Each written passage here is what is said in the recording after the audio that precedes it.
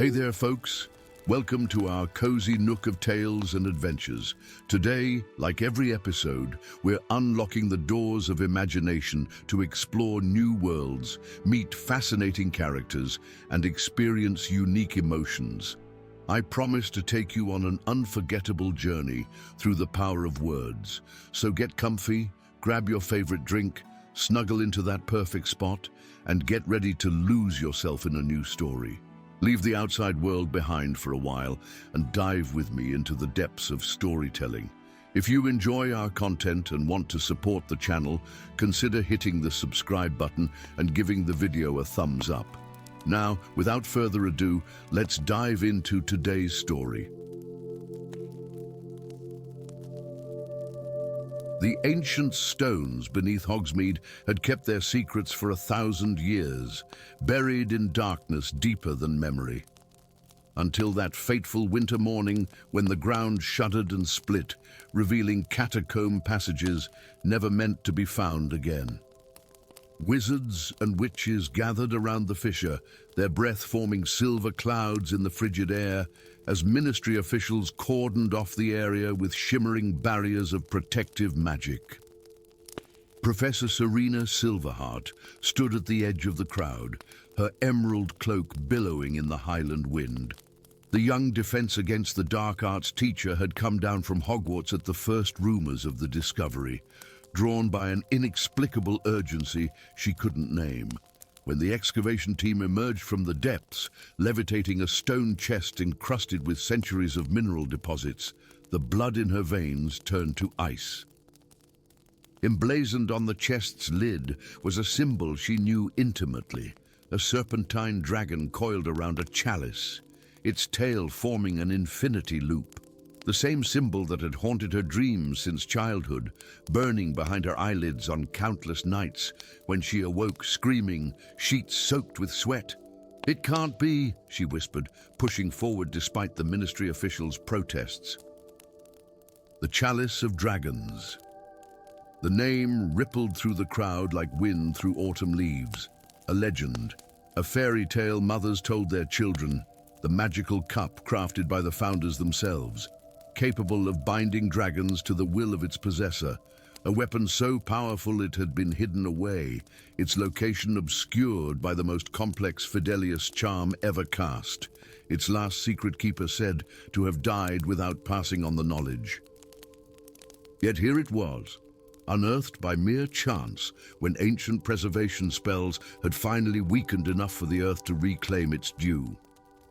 Serena reached the chest just as the lead excavator, a grizzled wizard with a patchwork of burn scars across his face, unlatched its ancient lock. The stone lid ground open with the reluctant sigh of disturbed centuries. Inside, nestled in faded velvet, gleamed a chalice of burnished gold. Its bowl was supported by 4 dragons, crafted in different metals: silver, bronze, iron, and copper. Their wings forming the stem, their tails intertwining to create the base. But what drew Serena's gaze was the 5th dragon, a platinum serpent that wound its way around the chalice's rim, its eyes set with twin rubies that seemed to pulse with inner light. As the excavator lifted the chalice, those ruby eyes flashed. A shockwave of magic rippled outward, invisible but palpable, like the pressure wave before a thunderclap. Serena staggered back, clutching her temples as the symbol from her nightmares burned white-hot in her mind. 3,000 miles away, deep in the Romanian dragon sanctuary, a Hungarian horntail lifted its massive head, its pupils contracting to slits as it released a roar that shook the mountains. In the far reaches of Tibet, an Antipodean opali, whose breed had not been seen for 2 centuries, erupted from a cave where generations of monks had kept silent vigil. Off the coast of Japan, the sea began to boil as something ancient and serpentine stirred from the ocean floor. Across the world, dragons awakened, their long dormancy shattered by a call they could not ignore. Within 24 hours, the Ministry of Magic declared a global state of emergency. the International Confederation of Wizards convened an emergency session as reports flooded in of dragon sightings in regions where the beasts had not been seen in living memory. Most alarming were the accounts of previously docile specimens suddenly turning aggressive, breaking containment, and flying in formation towards specific destinations unknown. At Hogwarts, Serena paced the battlements of the astronomy tower, watching the northern sky where distant shapes wheeled against the clouds, dragons circling, waiting for something. The Chalice had been taken to the Department of Mysteries, where unspeakables worked to understand its power, but Serena knew with bone-deep certainty that they were already too late. "They don't understand what they've unleashed," came a voice from the shadows behind her. Serena whirled, wand raised, to confront a tall figure silhouetted against the torchlight. As he stepped forward, recognition dawned with a mixture of fear and disbelief. Lord Darius Nightshade had once been the Ministry's most celebrated aura before his fall from grace. Accused of practicing forbidden magic and consorting with dark creatures, he had disappeared into exile a decade ago, his name becoming synonymous with betrayal. Yet here he stood, his once handsome face now weathered and scarred, silver threading through his raven hair, his piercing eyes the same shade of stormy grey she remembered from newspaper photographs. "You shouldn't be here," she said, her wand unwavering. "The Ministry has a standing order for your arrest."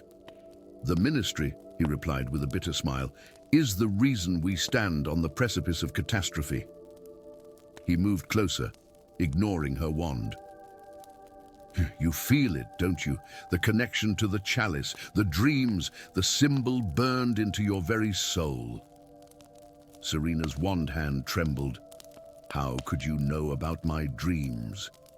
"Because I had them too, as did my father, and his father before him." Nightshade's eyes held hers. "Adieu, the symbol marks those descended from Helga Hufflepuff, who crafted the Chalice with dragon heartstring freely given by the Four Guardians, the elemental dragons who maintain the balance of magic in our world." A memory flashed in Serena's mind, her grandmother showing her a family tree, tracing their lineage to a forgotten branch of Hufflepuff's descendants, a family secret whispered in the night, never to be shared outside their blood.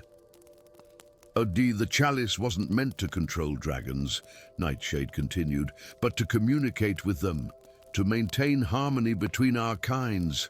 But there have always been those who saw it as a weapon." "The Ministry," Serena breathed, pieces falling into place. "They want to use dragons in warfare." "Not the Ministry as a whole," Nightshade corrected. "A faction within it, the Circle of Merlin's Chosen. They've spent generations searching for the Chalice, believing dragons could be weaponized against foreign magical governments. They engineered my exile when I discovered their plans." The sky darkened as more dragons appeared on the horizon, their distant roars carrying on the wind. Serena made her decision. What can we do? "We find Charlie Weasley and his rebel dragologists. Then we gather the Four Guardians before the Circle can corrupt them." Nightshade extended his hand. "But first, we need to reclaim the Chalice." Their infiltration of the Department of Mysteries would later become legend. How they navigated the shifting rooms, how they subdued 17 unspeakables without a single fatality. How Serena's hand closed around the Chalice and the ruby eyes blazed with recognition of Hufflepuff's blood. But the true journey began when they escaped Britain on the back of a Welsh green that responded to Serena's call, the Chalice glowing warm against her heart.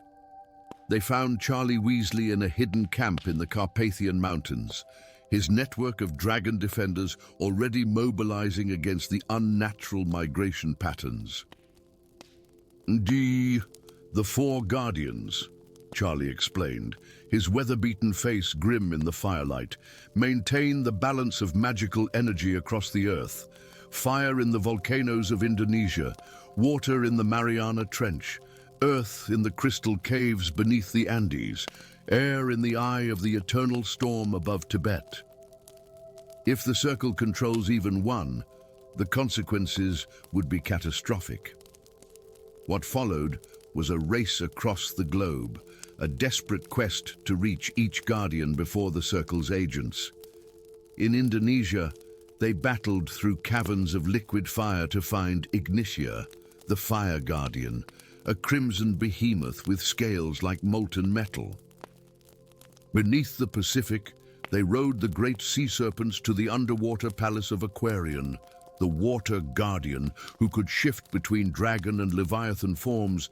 Each guardian, upon seeing the chalice and recognizing Hufflepuff's descendant, bestowed a blessing, a scale, a tear, a fang, a whisper of ancient magic that transformed the chalice, restoring its original power. But the circle was always one step behind, led by Arcturus Thorn, head of the Department of Magical Law Enforcement and secret leader of Merlin's Chosen. The confrontation came at the Crystal Caves, where Terador, the Earth Guardian, slumbered beneath mountains of living crystal. "You've interfered for the last time, Nightshade," Thorn said, his wand trained on Serena as his agents surrounded them. "Would the girl and the chalice belong to the circle now?" "The chalice belongs to no one," Serena replied, her voice steady despite her fear, "and neither do the dragons." In that moment, the truth of her connection became clear. Her nightmares had never been warnings. They were memories, passed down through blood and magic, of the pact Hufflepuff had made with the Guardians, not to control, but to protect, not to command, but to serve. As Thorn moved to strike, Serena raised the chalice high.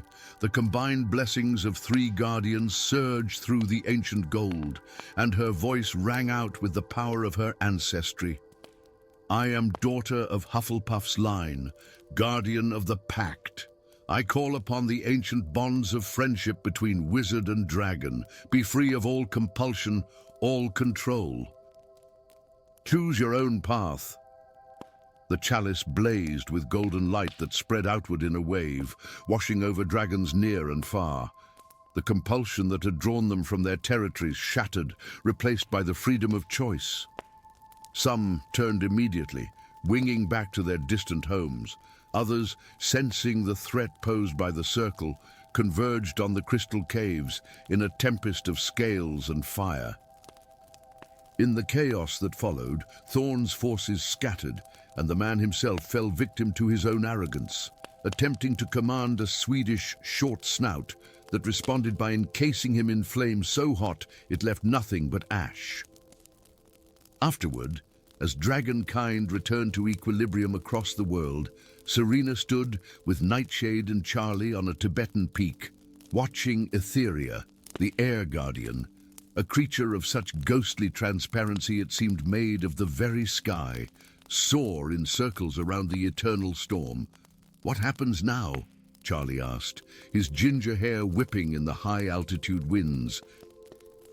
Serena looked down at the chalice, now transformed by the Guardians' gifts into something new, the platinum dragon's ruby eyes replaced with gems of 4 colors, representing the elements in harmony. "Now we remember what was forgotten," she said.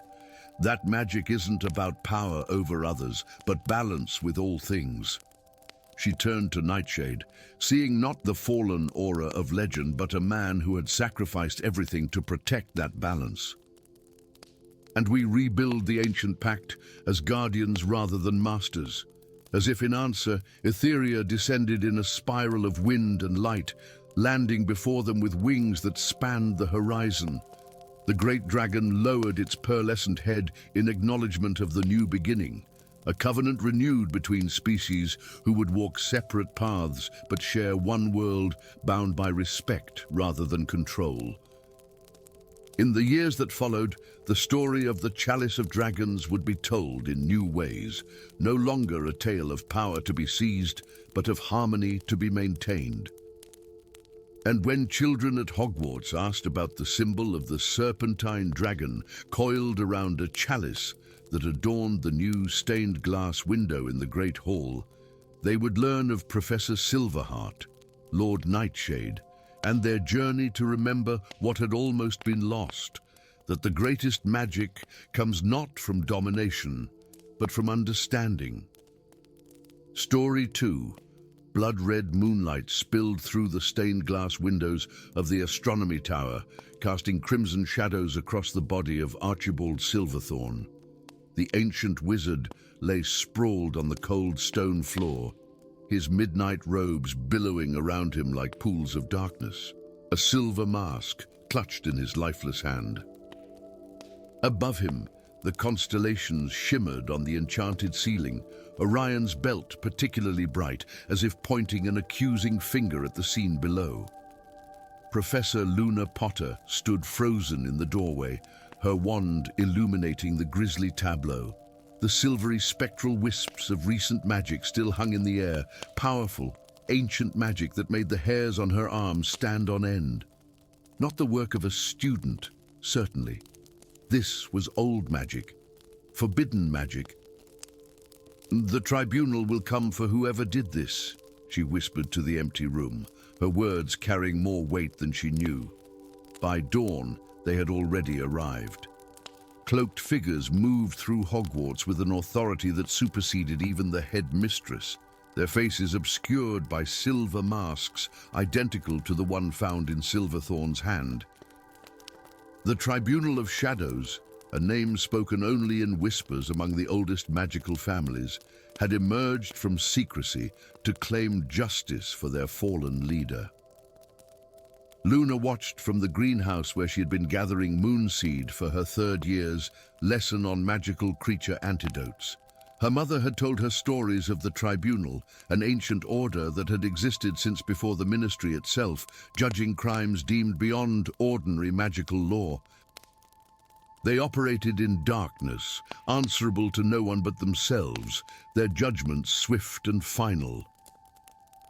"They've taken Professor Blackwood," came a soft voice behind her. Luna turned to find Headmistress McGonagall's great niece, Minerva II, standing in the doorway, her face pale with worry.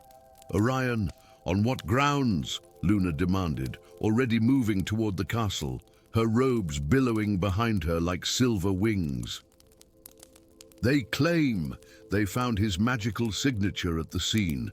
They've already condemned him. No trial, no defense." Luna's steps faltered. Orion Blackwood had joined the Hogwarts faculty just 2 years prior, taking the long vacant position of divination professor after the retirement of Ferenzi. With his raven-black hair streaked with silver and eyes that seemed to shift between midnight blue and stormy grey, he cut a mysterious figure. Students whispered that he could truly see, unlike the charlatans who had held the position in years past. Luna had found him reserved but kind, with a dry wit that reminded her of stories about her grandfather's old potions master. She couldn't reconcile the man who had spent hours helping her track the migration patterns of Thestrals with a cold-blooded murderer. "Where have they taken him?" she asked, her voice steady despite the storm brewing within. "The Chamber of Judgment. But Luna, you can't interfere with the Tribunal. No one can." Luna's green eyes, so like her grandfather's, flashed with determination. "Watch me." The Chamber of Judgment was not a place, but a state of being, a pocket dimension created by ancient magic, accessible only to members of the Tribunal and those they brought to face judgment. Luna had one advantage: her bloodline. As Harry Potter's granddaughter, she carried within her the trace of powerful protective magic, magic that had once defeated the darkest wizard of all time. In the headmistress's office, Luna stood before the portrait of Albus Dumbledore, who regarded her with those familiar twinkling blue eyes. "You seek entrance to a place that does not wish to be found, Luna Potter," he said, his voice carrying the weight of centuries despite being merely paint and canvas. "I seek to save an innocent man," she replied. "Ah, but are any of us truly innocent?" The painted Dumbledore leaned forward. "The Tribunal believes itself the arbiter of a higher justice. But power, even power wielded in the name of justice, corrupts. Your grandfather understood this. How do I find them?" The portrait sighed, a sound filled with ancient regret. "Behind this frame lies a passage few know of.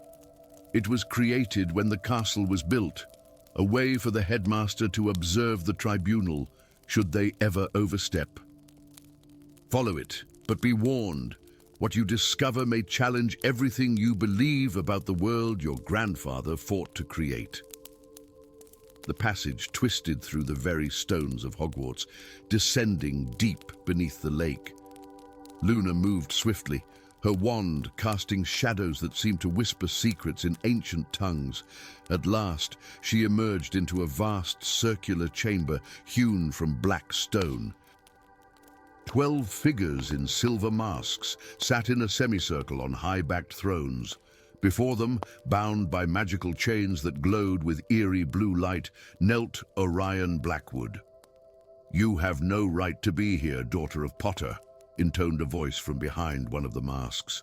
Luna stepped forward, her wand raised. "And you have no right to condemn a man without proof or trial. We are the proof. We are the trial." The central figure rose. "The Tribunal has existed since the Founder's time, maintaining the balance of power when ordinary laws fail.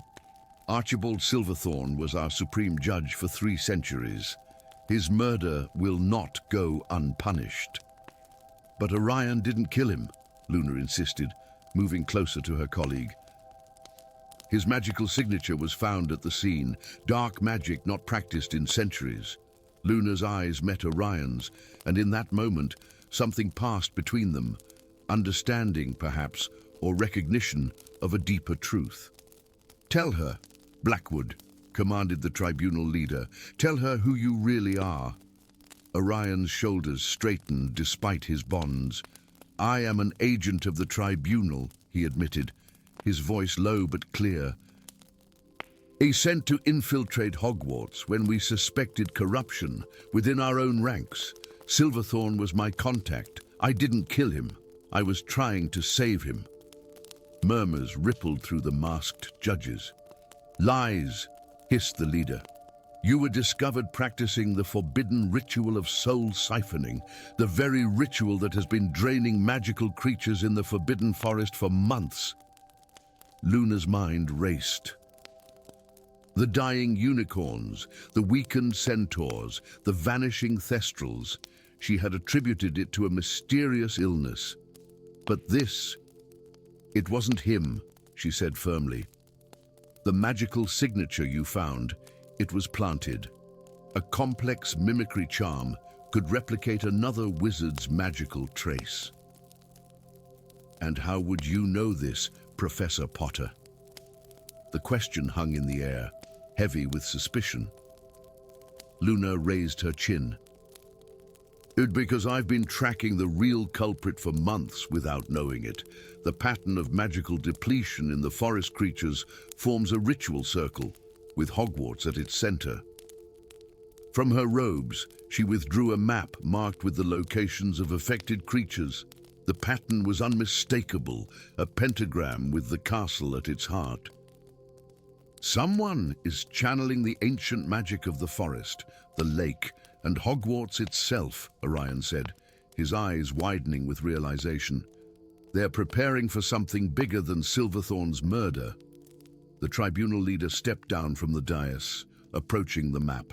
When they spoke again, their voice had changed, younger, uncertain. "This is impossible. This ritual was forbidden even to us." Luna's gaze hardened. "Remove your mask." Let us see who judges the innocent while planning something far worse. A tense silence filled the chamber. Then, slowly, the leader raised their hands and lifted the silver mask away, revealing the face of Demetrius Crowley, the seemingly benevolent ministry liaison to Hogwarts who had arrived just months ago. "The ritual requires the blood of an ancient power," he said, his facade of righteousness crumbling. Silverthorn was the last of his line, direct descendant of Rowena Ravenclaw. With his sacrifice, the first phase is complete. Soon, Hogwarts magic will be mine to command, magic that even Voldemort dared not attempt to harness. The other tribunal members rose in outrage, but Crowley was faster. With a flick of his wand, the chamber began to tremble. Ancient wards flared to life, trapping the judges in place. "The chamber of judgment has become a chamber of execution," he sneered. "When the castle's power transfers to me, the tribunal will be the first to feel my justice." Luna moved with the reflexes born of her lineage, casting a shield charm so powerful it shimmered like a physical wall between Crowley and the others. In the same moment, she severed Orion's bonds with a non-verbal diffindo. "You fight for an order that would condemn an innocent man," she challenged Crowley. "What kind of justice is that?" "The only kind this world understands. Power." Crowley's wand slashed through the air, sending a jet of purple flame toward her. Luna didn't dodge. Instead, she caught the spell on her wand tip, a technique her father had perfected, and channeled it into the stone floor. The chamber shuddered again. Orion was beside her now, his own wand drawn. "We need to disrupt the ritual circle," he said urgently. "If the pentagram is broken, the channeled magic will disperse." Luna nodded. "We need to reach the forest, the heart of the oldest magic." They fought their way past Crowley, spells illuminating the ancient chamber in bursts of color and shadow. The other tribunal members, freed from their temporary paralysis, joined the battle, their combined power forcing Crowley to retreat. "This isn't over," he snarled, disappearing in a swirl of dark smoke, a method of transport that should have been impossible within Hogwarts grounds. In the Forbidden Forest, under a moon now waning from blood-red to silver, Luna and Orion stood at the center of a clearing. Around them, 5 massive stones hummed with stolen magic, their surfaces carved with runes that pulsed with an unhealthy light. "These are keystone markers," Orion explained, examining the nearest stone. "They're drawing magic from the ley lines beneath Hogwarts and concentrating it here." Luna placed her hand on a stone, flinching at the cold malevolence that emanated from it. "How do we stop it?" "We don't stop it, we redirect it." Orion drew a complex pattern in the air with his wand. "The magic must go somewhere. If we can channel it back into the castle's protective wards." Together, they worked through the night, rewriting the ancient runes one by one. As dawn broke over the forest, the final stone was cleansed, its power flowing back into the earth where it belonged. Luna looked at Orion, seeing him clearly for perhaps the first time. "The Tribunal will want answers." "Yes," he agreed, "as will I." Crowley wasn't working alone. There's a deeper conspiracy at work, one that challenges the very foundation of magical governance. The rising sun cast long shadows through the trees, symbolic of the greater darkness they had yet to face. But as they walked back toward the castle, Luna felt a strange sense of hope. Not all shadows concealed enemies, after all. Sometimes they simply hid truths waiting to be discovered. And in a world where even justice could be corrupted, perhaps the greatest magic of all was the courage to question what others accepted without thought. Story 3. The silver moonlight spilled through the ancient windows of Hogwarts Castle, casting long shadows across the 7th floor corridor where Morgana Pendragon walked alone. Her footsteps echoed in the silence, each one carrying the weight of her troubled thoughts. For 3 nights, the same dream had visited her, a shimmering tapestry calling to her from a room she could never quite reach. Tonight, she was determined to find it. As she paced the corridor, thinking intensely of her need, the stone wall before her trembled and transformed, revealing an ornate door that hadn't existed moments before. The room of requirement had answered her call. With trembling fingers, she pushed the door open and stepped into a chamber bathed in otherworldly light. There it hung, the tapestry from her dreams, stretching from floor to ceiling, its threads glimmering with an inner luminescence that seemed to pulse like a heartbeat. Unlike the familiar tapestries of Hogwarts that depicted past events, this one shifted and changed as she watched, showing scenes that felt strangely familiar, yet impossible. Hogwarts with black banners bearing the dark mark, the great hall filled with hooded figures and faces, so many faces of students and professors she knew, yet with something terribly wrong in their eyes.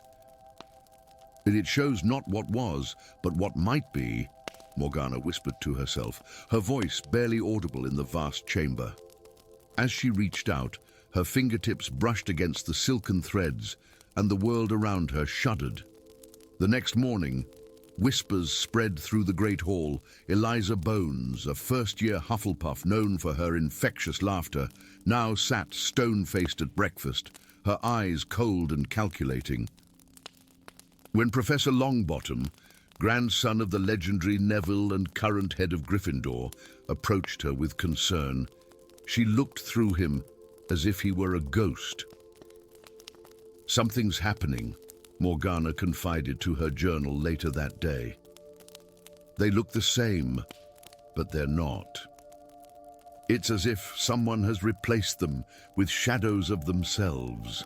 3 more students had changed by nightfall, all exhibiting the same disturbing transformation, all seemingly unaware of their altered state. It was in the library, among the ancient tomes of magical anomalies, that she first noticed Arcturus Malfoy watching her. The Ravenclaw 7th year had always been a solitary figure, bearing the weight of his family name with quiet dignity. Unlike his ancestors, Arcturus wore blue and bronze instead of green and silver, his white blonde hair tied back with a simple cord, his grey eyes thoughtful rather than cold. "You've seen it too, haven't you?" he asked without preamble, sliding into the seat across from her. "The changes in them, the wrongness." Morgana hesitated only a moment before nodding. "It started after I found the tapestry." His eyes widened. "The weaver's work. I thought it was just a family legend." When she looked at him questioningly, he leaned forward, his voice dropping to a whisper. "My great-grandfather Draco spoke of it in his final days. He claimed that in another life he had made different choices, darker choices. That somewhere, another Draco Malfoy stood at Voldemort's right hand when he conquered the wizarding world. That night, they returned to the Room of Requirement together. The tapestry seemed to brighten at their approach, its patterns shifting more rapidly. Now, Morgana could see clear images of a Hogwarts under siege, of resistance fighters hiding in the Forbidden Forest, of a dark throne room where a figure whose face was always in shadow sat with a familiar snake coiled at his feet. "Look," Arcturus breathed, pointing to a section where the threads formed the image of a shattered stone, pieces scattered across different scenes in the tapestry. "The resurrection stone. But it's broken, split between the worlds." "Between the worlds," Morgana echoed, but before Arcturus could respond, a new voice spoke from the shadows. "Between realities that were never meant to touch." They turned to find Professor Thorne, the enigmatic ancient runes instructor, stepping from a darkened corner. His ageless face and strange, shifting eyes had always sparked rumors among the students. But now he looked at them, with an intensity that made Morgana step back. "The walls between worlds are thinning," he said, approaching the tapestry. What you see here is not merely possible futures, but actual realities existing parallel to our own. The one where darkness triumphed is bleeding into ours, replacing our people with their counterparts." "Why is this happening now?" Arcturus demanded. Professor Thorn's gaze settled on Morgana. "Because she has awakened. The tapestry responds to the one who can weave reality, the one born with the soul of Morgan Le Fay herself." Morgana felt the blood drain from her face. "That's impossible. I'm just—" "Names have power, Miss Pendragon. Yours was not given by chance." His hand gestured to the tapestry. "The weavers of fate created this as both warning and tool. Only by traveling through it to the dark reality, gathering the fragments of the resurrection stone, and confronting the architect of this convergence, can the worlds be separated again." Over the next days, as more students and even professors began to change, the three worked in secret.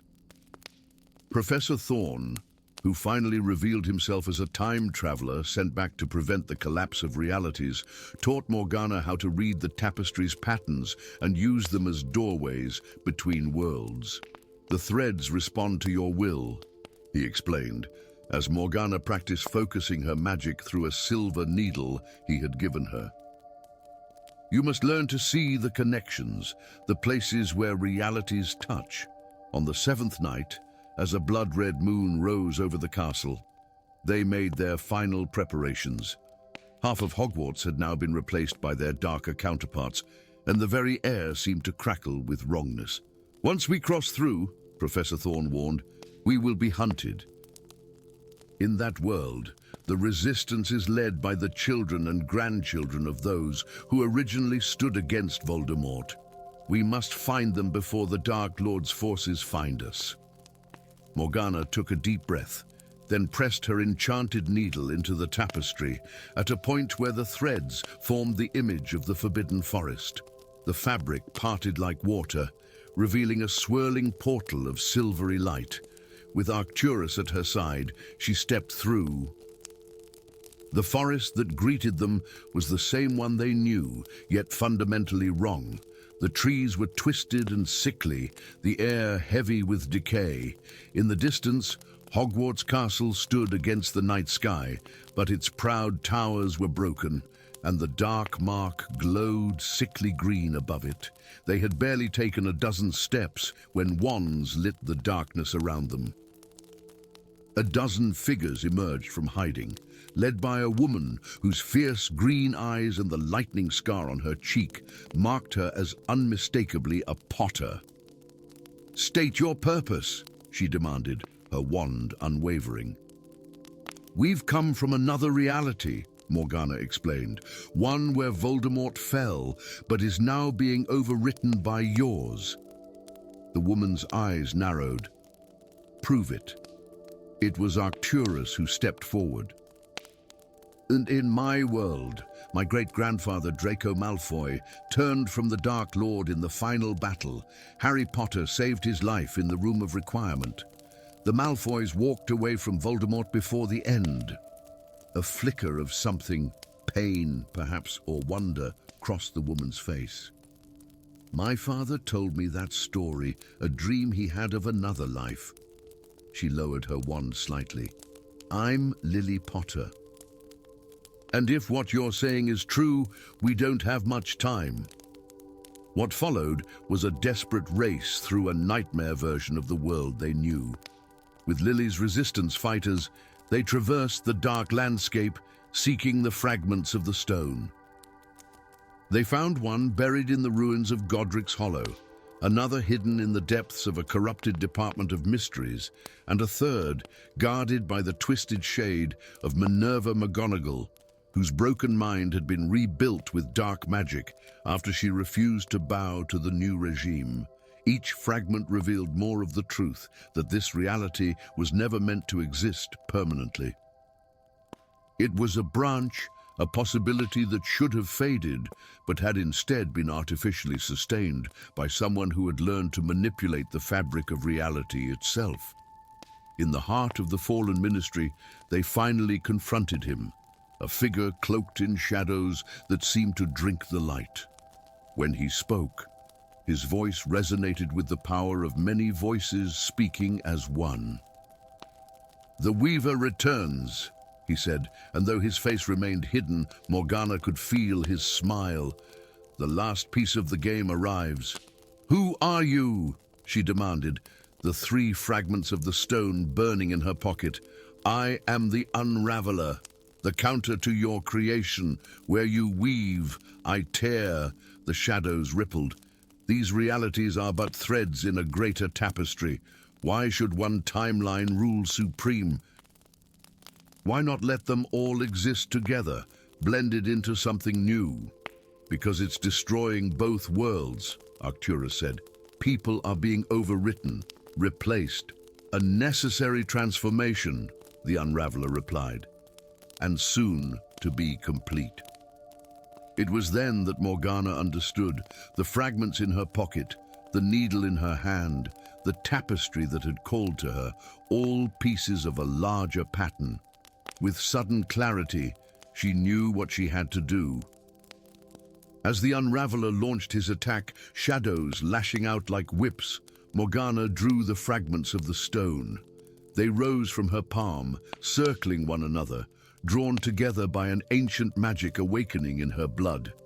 In her mind's eye, she could see the great tapestry that connected all realities, could feel the wrongness where this dark timeline had been forced to remain. "I am Morgana," she whispered, and for the first time the name felt truly hers. "I am the Weaver reborn." The fragments of the stone fused in a blinding flash, and through it, Morgana thrust her needle, pulling with it a thread of pure possibility. As the Unraveler howled in rage, she began to sew, not destroying the dark reality, but untangling it from her own, restoring the separation that should always have existed. The world around them shuddered, landscapes bleeding into one another and then separating like oil from water. Morgana worked with instinctive precision, her fingers flying as she rewove the torn edges of reality. Arcturus and the resistance fighters defended her against the Unraveler's desperate attacks, buying her the moments she needed. With a final stitch, Morgana sealed the worlds apart. The Unraveler's scream faded as he was pulled back into the reality where he belonged, his power to cross between worlds severed by her weaving.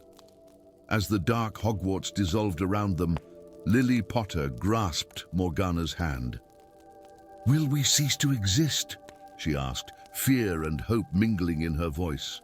Morgana shook her head. "Your world will continue, but on its own path, no longer bleeding into ours." And now that the timelines are properly separated, change becomes possible again. Your future is unwritten. The room of requirement materialized around Morgana and Arcturus as they returned to their own reality. The tapestry still hung on the wall, but now it showed only possibilities, not bridges. Professor Thorn waited for them, a smile of profound relief on his ageless face. "The students?" Morgana asked anxiously. "Restored," he assured her. "All the dark versions have returned to their world, our people back where they belong. Few will remember what happened, a strange dream, nothing more." Arcturus looked at the tapestry thoughtfully. "And what happens now, to you, to us?" Professor Thorn's form was already becoming translucent, his mission complete. "My timeline has been secured. As for you," his fading eyes fixed on Morgana, "the Weaver has returned to the world. I suspect this is only the beginning of your story." As his form dissolved into motes of light, Morgana turned to the tapestry one last time. Among its infinite patterns and possibilities, a single thread glowed brighter than the rest. a thread of her own weaving, leading forward into a future yet to be written. Story 4. The North Sea raged against the impenetrable black stone of Aszkaban, its furious waves shattering into spectral mist that clung to the fortress like shrouds. On this moonless night, the prison stood more forbidding than ever, a jagged silhouette against storm clouds that never seemed to pass, a monument to suffering that even the elements could not erode. High in the Gryffindor dormitory, Magnus Grimm awakened with a strangled gasp, his sheets twisted around him like the coils of some spectral serpent. The nightmare again, the fortress calling to him across impossible distance, the whispers that spoke his name in voices neither living nor dead. The 17-year-old sat up, pushing raven black hair from eyes the color of thunderclouds. His hand instinctively reached for the curious key that hung around his neck, an ancient thing of twisted iron that had arrived by Raven just 1 week prior, accompanied by a letter sealed with wax the color of dried blood. To the last of the grim line, rightful heir to the fortress, it had begun. The seals are failing, the guardians grow restless, the prisoners in the depths stir from their slumber. The time has come to claim your birthright. Magnus had told no one about the letter, not even his closest friends, who would believe that he, a 7th-year orphan known more for his talent with obscure defensive magic than any notable lineage, could be connected to the most dreaded place in the wizarding world. Yet the key had vibrated with recognition when he first touched it, and the dreams had started that very night. Dawn broke reluctantly over Hogwarts as Magnus made his way to the library's restricted section, his prefect's badge granting him access to tomes most students would never touch. Buried in a volume so ancient its pages threatened to crumble beneath his fingers, he found it, the history not taught in any class. The fortress of Aszkaban, the faded text read, was not built as a prison, but as a ward. The Grimm family, entrusted with its keeping, bound themselves to the stone through blood and sacrifice. They alone could walk among the Dementors unharmed, for in their veins ran the power to speak with those beyond the veil, and to channel magics others dared not touch. Fascinating reading choice, came a voice like autumn leaves rustling. Not many students show interest in penal architecture. Magnus slammed the book shut, turning to find Ilara Scamander watching him with curious eyes. The young woman had graduated from Hogwarts 2 years prior and returned as an apprentice to the care of magical creatures professor, though rumors suggested her true interest lay in creatures the Ministry preferred to pretend didn't exist. Just research, he muttered, moving to return the tome to its shelf. On the Grimm family, her gaze flickered to the key visible at his throat. I recognize that craftsmanship, 15th century, forged with goblin silver and thestral bone, the key to the Warden's Tower at Aszkaban. Magnus froze. How could you possibly know that? A sad smile touched her lips. My great-grandfather collected more than just information about nifflers and bowtruckles. The creatures within Azkaban's lowest levels were of particular interest to him. She lowered her voice. The ones sealed away before the Ministry claimed the fortress for their common criminals. That night, as sleet battered the windows of Hogwarts, Magnus made his decision. The Easter holiday would begin tomorrow. Most students would return home, while he, as always, would remain at the castle, or so the professors would believe. The journey to Aszkaban was not one undertaken lightly. Officially, visitors required Ministry clearance, extensive screening, and accompaniment by at least 2 auras. But as Magnus and Ilara discovered in the hidden journals of Newt Scamander, there existed another approach, a narrow channel through the wards, accessible only to those carrying the blood of the original wardens. They traveled by night on the back of a spectral thestral, a creature drawn to Magnus in a way that made Ilara's eyes widen with academic interest. The sea beneath them churned with unnatural currents, and twice they passed through clouds of despair so tangible that Magnus felt the joy being leached from his very soul. "Dementor patrols," Elara whispered, her breath visible in the sudden cold. "They're ranging far from the prison." "That's not normal protocol." The fortress loomed before them, larger and more ominous than any photograph could capture. No light shone from its narrow windows, yet a sense of watchfulness emanated from the very stone. As they circled to its northern face, Magnus felt the key at his throat grow warm, then hot, pulling him toward a weathered door nestled between two outcroppings of rock, invisible unless one knew exactly where to look. The key turned in the lock with the reluctant groan of ages, and they stepped into darkness so complete it seemed to consume their wand light. The air hung thick with salt, despair, and something else, a scent like ancient parchment and spilled potions. "Welcome, heir of Grimm, to your inheritance," came a voice from the shadows, smooth as silk yet sharp as a blade. "I was beginning to think you'd never answer the call," one's raised. They watched as a portrait on the far wall illuminated itself. Within the frame, a man with shoulder-length black hair and penetrating dark eyes regarded them with a mixture of impatience and relief. "Professor Snape," Elara breathed in disbelief. "A copy," the portrait corrected, "created in secret by Albus Dumbledore and hidden here after my death." Someone needed to maintain watch over what lies beneath, when the last of the Grimms was but a child. His gaze settled on Magnus. "But you are a child no longer, and the wards grow weaker by the day." What followed was a descent into Aszkaban's heart, not the prison known to the Ministry, but the original fortress. Snape's portrait guided them through hidden passages that spiraled downward past the official lowest level, beyond where even the Dementors patrolled.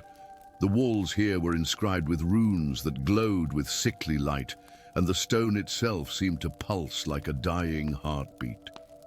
"The Dementors were never the true guardians of Aszkaban," Snape's portable portrait explained as they carried it deeper.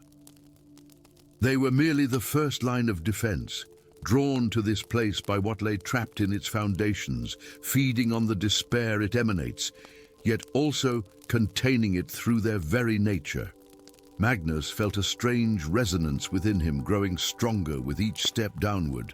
The whispers from his dreams surrounded him now, but no longer unintelligible. They spoke of ancient bindings, of sacrifices made, of bloodlines and promises.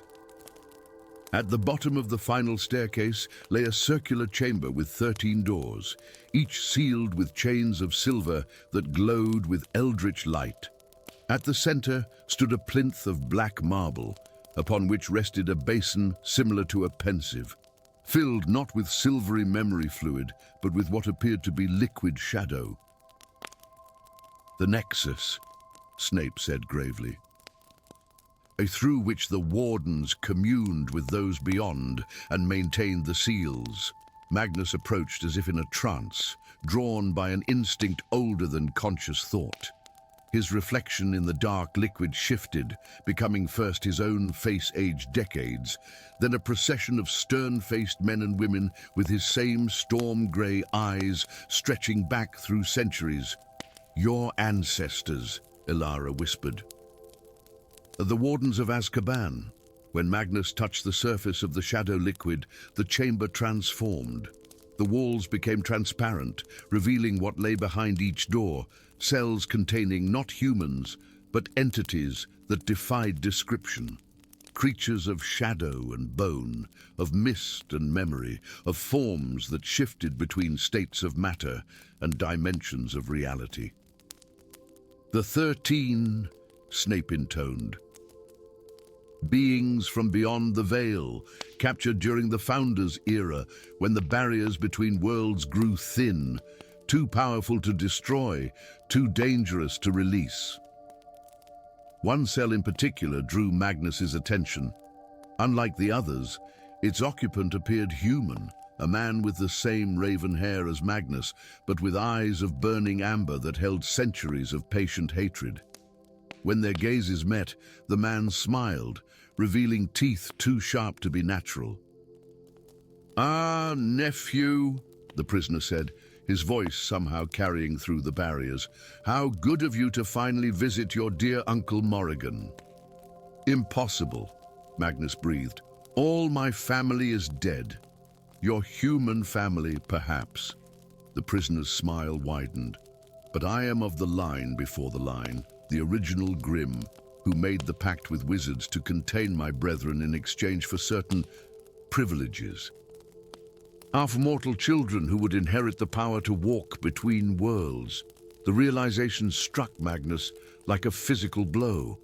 The Grimm family had not been named for their solemn duty, but for what they partially were, descendants of death incarnate, carrying the blood of what wizards had once worshipped and feared as the Grim Reaper himself. "The seals are failing because the bloodline has thinned," Ilara said, comprehension dawning in her eyes. "Without regular renewal by a warden of grim blood, the barriers weaken," Snape finished. "Already, the lesser containments have begun to fail. The Dementors grow agitated because they sense their former masters stirring. If the 13 escape, death will walk freely once more," Morrigan purred from his cell. "Nay, beginning with the ministry that dared profane our sacred prison with their petty human criminals." Magnus turned back to the Nexus, understanding at last why the key had come to him, why the dreams had called him here. His fingers dipped into the shadow liquid again, and this time he did not resist as it crawled up his arm, enveloping him in ancestral memory. Knowledge flooded his consciousness. Rituals of binding, words of power, the true purpose of the Dementors as filters for the psychic emanations of the 13. Most crucially, he saw how his ancestors had used their unique gift, the ability to summon and direct the magic of the dead, to reinforce the seals. "I need the spirits of past wardens," he said, his voice altered by the shadow essence that now swirled around him. "Orn and I need to understand what I truly am." Ilara stepped forward, removing an artifact from her robes, a silver whistle engraved with sigils.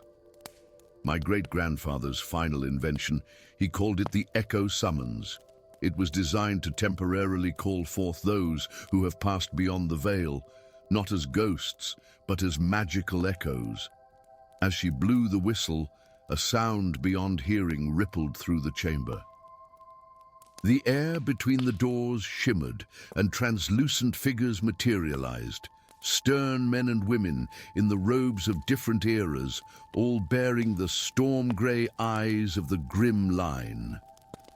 "The prison must hold," Magnus addressed them, finding strength in his newfound purpose.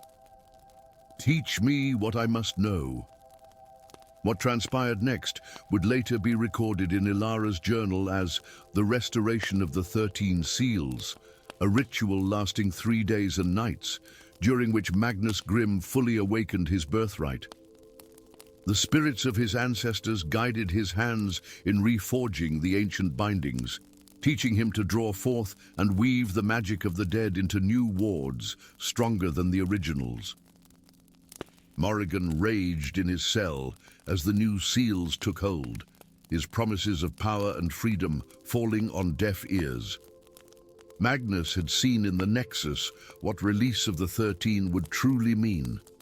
Not merely death, but the unraveling of the very boundaries between life and death, between reality and nightmare. When the final seal was placed, Magnus collapsed to the stone floor, the shadow essence retreating from his body but leaving its mark. A streak of silver now ran through his black hair, and his storm-grey eyes now held flecks of amber, a permanent reminder of the power that ran in his veins. "It is done," he whispered, "but not finished." In the days that followed, Magnus and Ilara, with guidance from Snape's portrait, began the monumental task of restructuring Aszkaban. The Ministry, alarmed by reports of Dementor unrest, proved surprisingly receptive to the revelation that the true heir of the fortress had returned, particularly when several officials experienced vivid nightmares of what lay beneath the prison's known depths. The Dementors, sensing the restoration of the ancient order, returned to their original purpose, not as tormentors of common criminals, but as the first line of defense against what lay below. Magnus established new quarters in the Warden's Tower, becoming the first Grimm in 3 generations to claim his birthright. "Daja, you could return to Hogwarts, complete your education," Ilara suggested as they stood on the fortress's highest tower, watching the perpetual storm clouds that shrouded Aszkaban. Magnus shook his head, his hand resting on the ancient key that now unlocked far more than mere doors. "My education has just begun. The Nexus showed me truths about magic, about life and death that no classroom could teach." His gaze turned to the horizon, where the first light of dawn struggled to penetrate the gloom. "Besides, someone must stand guard. The seals will hold for now, but Morrigan has waited centuries. He can wait centuries more." Below them, the fortress stood renewed, its true purpose restored, its darkest secrets once again safely contained behind doors of silver and shadow. And in his cell at the very bottom, Morrigan Grimm smiled with patient malice, secure in the knowledge that blood always tells in the end, and that eternity provides ample time for seeds of darkness to take root, even in the heart of the most determined guardian. Story 5. Moonlight filtered through the ancient boughs of the forbidden forest, casting dappled silver patterns upon moss-covered stones and gnarled roots that twisted like frozen serpents across the forest floor. Deep within this labyrinth of shadow and whisper, where even the centaurs treaded with caution, stood a stone figure veiled by centuries of neglect. Lichen clung to its weathered surface, obscuring the once proud features of what appeared to be a warrior, its sword thrust downward into the earth, its head bowed in eternal vigilance. For 1,000 years it had stood thus, forgotten by all but the oldest creatures of the forest, until tonight. The wounded unicorn stumbled into the clearing, its silver-white coat gleaming despite the dark stains spreading across its flank. Each labored breath sent plumes of ghostly vapor into the chill autumn air as it dragged itself toward the statue, seeking sanctuary from the shadow that pursued it.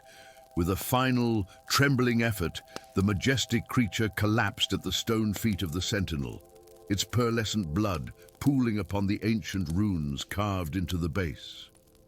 The forest fell silent. Even the wind seemed to hold its breath. Then, with the grinding protest of stone awakening from millennium-long slumber, a crack appeared across the statue's surface.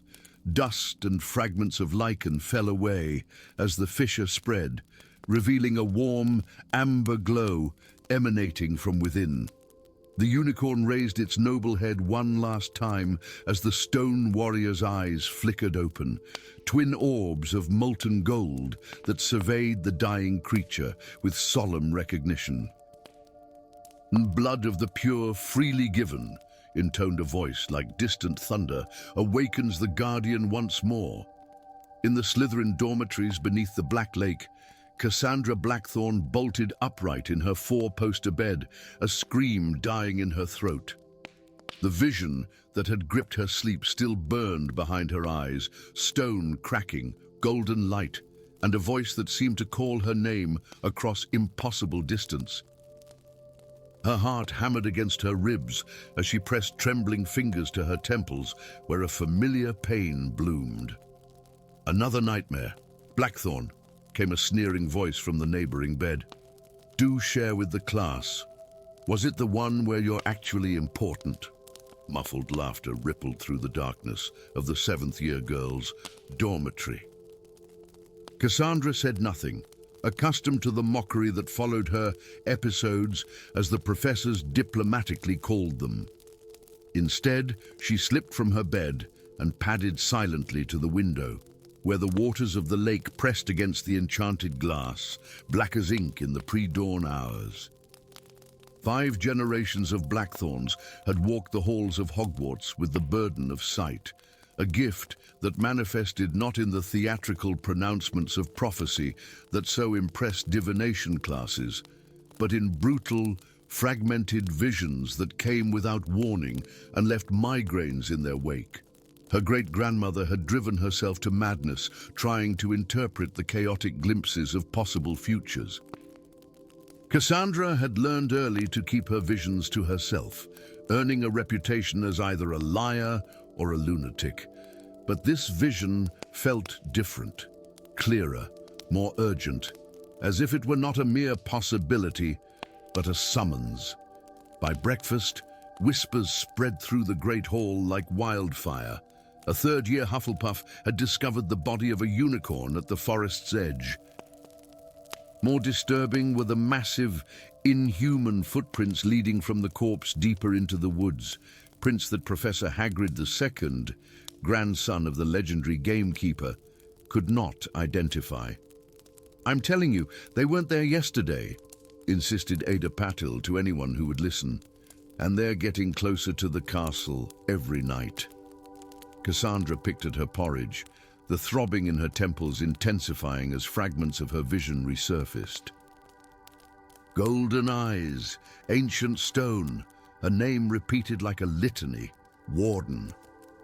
"You look terrible, Blackthorn," observed Thaddeus Longbottom as he passed the Slytherin table, his Gryffindor prefect badge glinting in the enchanted sunlight of the ceiling. Unlike most of his house, Thaddeus had never participated in the mockery of Cassandra's delusions, perhaps because he carried his own burden of legacy, the grandson of Neville Longbottom, hero of the Battle of Hogwarts, faced expectations that no amount of academic excellence seemed to satisfy. "Rough night," she muttered, not meeting his concerned gaze. "Another vision?" he asked quietly, taking the bold step of sitting beside her, ignoring the raised eyebrows his action provoked. Something in his tone, free of judgment or ridicule, made Cassandra look up. "Why do you ask?" "Because I had a dream too, about a statue in the forest, with eyes like molten gold." His voice dropped further. It spoke a name. Cassandra Blackthorn, daughter of seers. By nightfall, 2 students had vanished, first years who had ventured too close to the forest's edge during their flying lesson. The professors formed search parties, their wands illuminating the gathering darkness as they scoured the grounds. In the commotion, no one noticed 2 figures slipping into the shadowed embrace of the ancient trees. "This is madness," Thaddeus whispered as they navigated by wandlight, following a path that existed more in Cassandra's mind than on any map. "If whatever took those children finds us—" "It won't," Cassandra replied with a certainty she didn't entirely feel. "The sentinel is calling me, not hunting me. And what exactly is this sentinel? I don't know yet. But in my vision, it stood guard over something beneath the castle, something the founders imprisoned. The clearing, when they found it, seemed ordinary enough until their wandlight fell upon the figure at its center. No longer encrusted with lichen, the stone warrior stood tall, its surface gleaming as if recently polished. At their approach, the statue's head turned with fluid grace, belying its material, golden eyes fixing upon Cassandra with recognition that transcended time. "Daughter of Ravenclaw's line," the sentinel intoned, its voice resonating not through air, but through bone and blood. The seal weakens, the devourer stirs. Thaddeus stepped protectively in front of Cassandra, his wand raised. "What are you?" "I am the Warden, forged by the Four to stand eternal watch when they could not." The stone face shifted subtly, suggesting an expression almost sorrowful. "For 1,000 years I have slumbered, bound to awaken only when the devourer threatens to break its chains." The devourer, Cassandra asked, stepping around Thaddeus despite his protective gesture. That which sleeps beneath the castle. That which feeds on magic itself. The sentinel's golden eyes dimmed momentarily. The true reason Hogwarts was built. What followed was a revelation that shook the very foundation of wizarding history. Hogwarts, the sentinel explained, had been constructed not merely as a school, but as an elaborate prison. Beneath its foundations lay an entity of immeasurable power, a being from beyond the veil that fed on magical energy. The founders had managed to bind it using a complex ritual involving artifacts of their own creation, but they knew the seal would eventually weaken. The castle itself was designed as a ward, the sentinel continued, channeling the ambient magic of hundreds of young wizards and witches to strengthen the binding. But after centuries, knowledge of the true purpose was lost or deliberately obscured. And now it's breaking free, Cassandra whispered, the pieces of her fragmented vision suddenly forming a coherent whole. The missing students, the first harvest. The Devourer's servants seek magical essence to feed their master, to hasten its awakening. Thaddeus's face had paled to the color of parchment. "Do what servants?" As if in answer, a chittering sound emerged from the darkness beyond their wandlight. Shapes moved between the trees, twisted forms that seemed assembled from shadow and bone, with too many limbs and eyes that glowed with sickly green luminescence. "Feeders," the sentinel said grimly, its stone hand closing around the hilt of its sword. "They will take you to their master." What happened next was a blur of motion and terror. The sentinel's blade cleaved through the creatures with impossible speed, but for each one that fell, two more emerged from the darkness. Thaddeus proved why he had been sorted into Gryffindor, standing his ground with shield charms and severing hexes that kept the monsters at bay. But it was Cassandra who turned the tide. As a feeder lunged at her, instinct took over. She reached not for her wand, but into the wellspring of her sight, channeling the raw power of her visions outward. Silver light erupted from her palms, engulfing the creature in flames that burned with the cold fire of prophecy. "The gift of Ravenclaw," the sentinel observed as the remaining feeders retreated. Not mere sight, but the power to shape what is seen. In the aftermath, the sentinel revealed the final piece of the puzzle, a relic created by the founders and hidden in a chamber beneath the Black Lake. The tetrahedron of binding, containing a fragment of each founder's power, was the key to reinforcing the seal that held the Devourer. But it can only be wielded by those who embody the virtues of all four houses, the sentinel warned. Ravenclaw's vision, Hufflepuff's loyalty, Slytherin's cunning, and Gryffindor's courage. Cassandra and Thaddeus exchanged glances, understanding passing between them. Their houses might be traditional rivals, but in that moment, they recognized a bond forged by something stronger than tradition, a shared destiny. The journey to the hidden chamber tested them in ways neither could have imagined. They navigated the labyrinthine passages beneath the lake, facing trials designed to test the four virtues. Thaddeus's unwavering courage saw them through a chamber of manifested fears. Cassandra's Slytherin resourcefulness helped them solve a deadly puzzle of shifting pathways.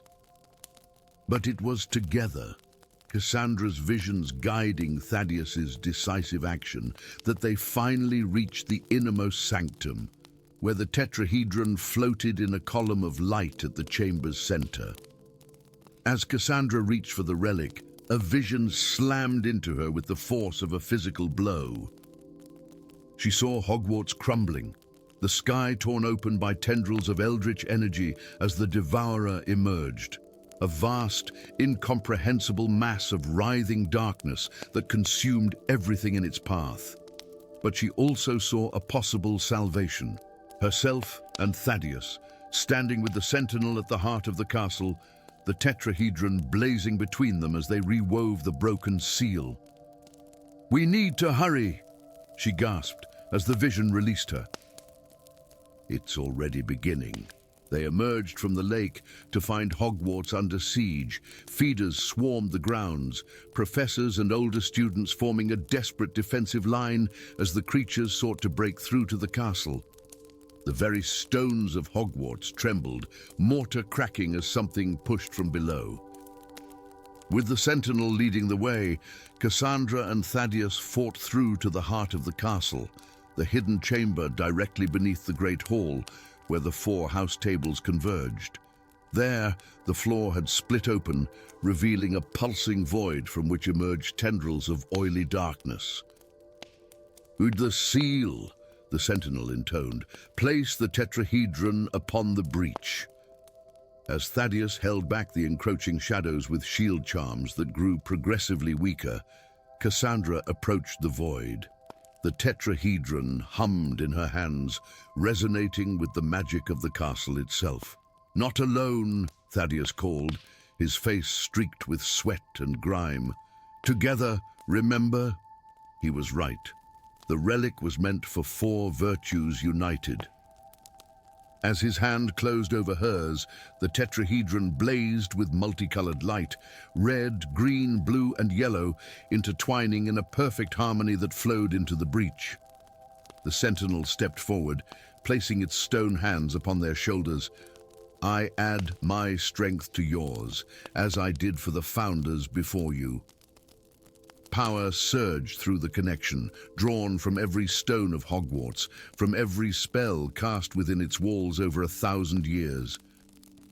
The breach began to close, the tendrils of darkness retreating as a new seal formed, stronger than before, woven from the combined magic of past and present. With a final, earth-shaking rumble, the void sealed completely. The tetrahedron, its purpose fulfilled, dissolved into motes of light that sank into the restored floor, becoming part of Hogwarts itself. In the days that followed, as the castle repaired itself and the missing students were recovered, dazed but unharmed, from cocoons in the forest, Cassandra found herself viewed differently by her peers. No longer the delusional outcast, she was approached by younger students seeking guidance, by professors offering advanced study in fields long closed to her. How does it feel?" Thaddeus asked as they stood on the battlements, watching the sunset gild the restored towers of Hogwarts, to be believed at last.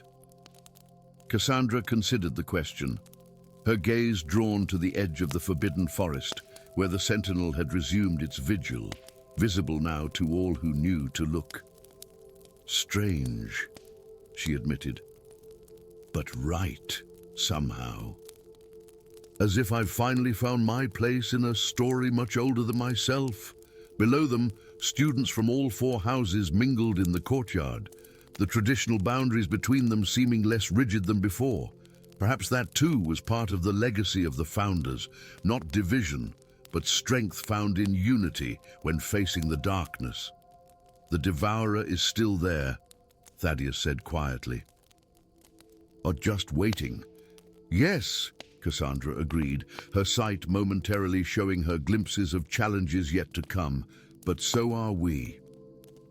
As twilight deepened over Hogwarts, the castle stood as it had for 1,000 years, a beacon of light against the encroaching dark.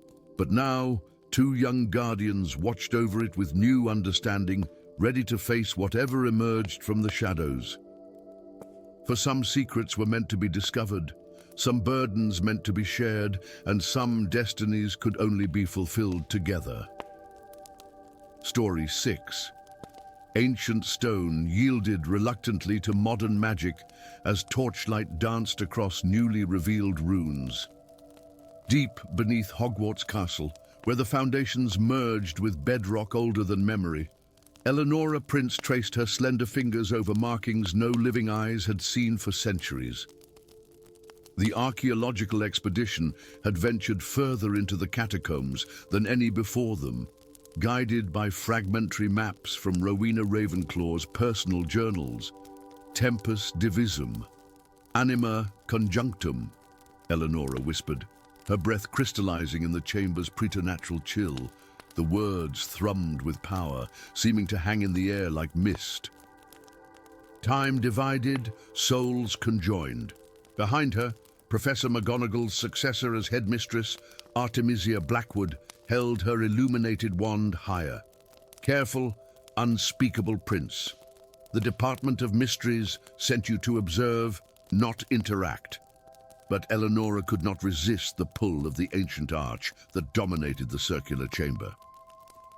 Unlike the rough-hewn walls around them, the archway was perfect in its construction, identical in every measure to the Veil of Death housed in the Department of Mysteries.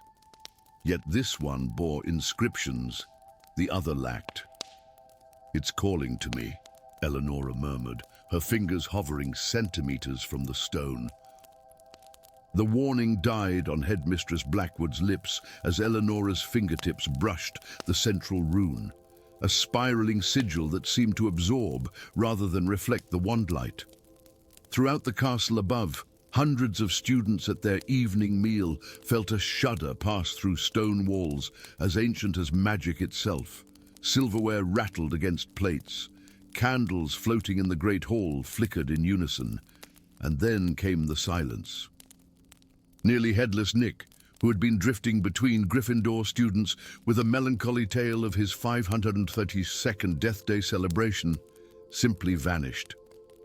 Across the hall, the Bloody Baron disappeared mid-prowl. One by one, from the highest astronomy tower where the Grey Lady often wandered to the kitchens where the fat friar delighted house elves with jovial blessings, every spectral resident of Hogwarts Castle dissolved like morning mist before the summer sun. In the depths below, the archway erupted with silvery light that poured like liquid moonlight into the chamber. Eleanora and Headmistress Blackwood shielded their eyes as the illumination coalesced, solidifying into a feminine form that stepped gracefully through the veil. She was no ghost. The woman who emerged wore midnight blue robes embroidered with stars that seemed to twinkle with their own inner light. Her raven hair cascaded down her back, and her eyes held the wisdom of centuries. Around her neck hung a diadem that shimmered with an inner radiance. "Helena Ravenclaw!" gasped Headmistress Blackwood, recognizing the woman known to generations of students as the Grey Lady. Helena's voice resonated with newfound corporeality. "I come with warning. The breach has begun." 3 days later, Eleanora stood in the headmistress's tower office, surrounded by portraits of former heads of Hogwarts, all unusually attentive, leaning forward in their frames. Helena Ravenclaw gazed out the window at the grounds, her solid form still disorienting to those accustomed to her translucent presence. "The Ministry refuses to acknowledge the threat," Eleanora said, pacing before the massive desk where an ancient tome lay open to diagrams of the Arch. "They've classified it as a spectral anomaly and nothing more. Politicians rarely recognize doom until it stands on their doorstep," came a voice from the doorway. The tall figure of Thorn Grindelwald filled the entrance, his silver-streaked black hair pulled back from a face bearing the unmistakable sharp features of his infamous lineage. "Fortunately, my family has long prepared for this day." Headmistress Blackwood's wand was in her hand before she consciously drew it. "How did you enter the castle grounds undetected, Grindelwald?" Helena turned from the window. "I summoned him. The ancient pacts supersede modern enmities." Thorn approached the desk, seemingly unconcerned by the headmistress's raised wand. From within his deep blue robes, he withdrew a small leather-bound book with a silver clasp shaped like a triangle enclosing a circle bisected by a line. "My great-grandfather did terrible things in pursuit of the Hallows, but his original purpose was pure," Thorn explained, placing the journal on the desk. "The Grindelwald family has guarded knowledge of the dimensional gateways since the time of Merlin. We are sentinels of the veil. Eleonora studied him with narrowed eyes. And we should trust you because the Shadow King has already claimed 12 worlds, Thorn replied solemnly. And in each one, he began by corrupting Hogwarts. Helena nodded grimly. In my realm, what you would call the afterlife, we exist between dimensions. I have witnessed his conquests. What was once Harry Potter in another world has become something else. Something that has mastered death itself by consuming it. Outside the windows, storm clouds gathered unnaturally fast over the forbidden forest. Thunder rumbled as Helena continued her tale, describing how the Shadow King had discovered pathways between dimensions after claiming all 3 deathly hallows in his world. How his hunger for power had corrupted him until nothing remained of the boy who lived except a hollow vessel filled with insatiable darkness. The veil you uncovered is one of 7 anchors created by the founders, Helena explained. They knew of the possibility of breaches between worlds and created safeguards.